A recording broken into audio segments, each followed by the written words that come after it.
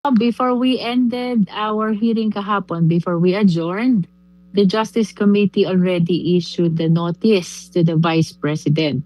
That is for her to file her answer within the period of non-extendable 10 days, calendar days. No? Itong sagot ng ating Vice Presidente, aside from they need to be filed to the Justice Committee, copy of which needs to be furnished as well to the complainant. And in that case, from receipt by the complainant of the copy of the answer, they are given a period of 3 calendar days within which to file their reply. No?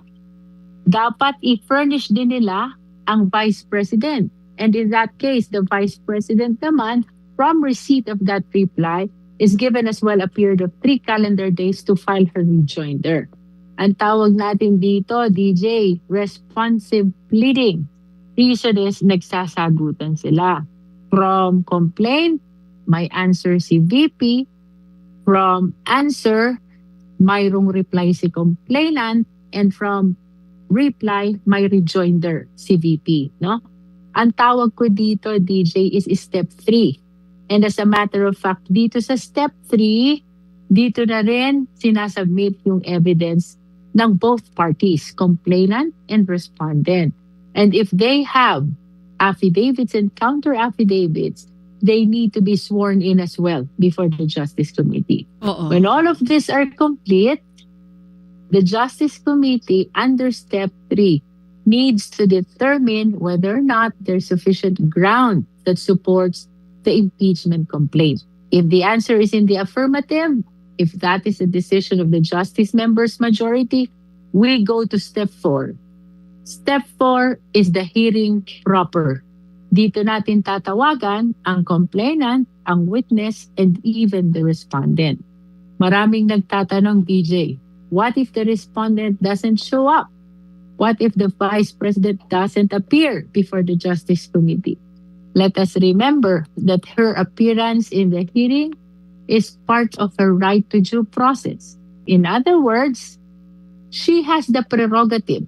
She has the option. She has the choice whether to come or not to come. No? If she doesn't come, it will be interpreted merely as a waiver of her right to be present during the hearing. Pag natapos na lahat ng parties dito sa hearing proper, we go to step 5.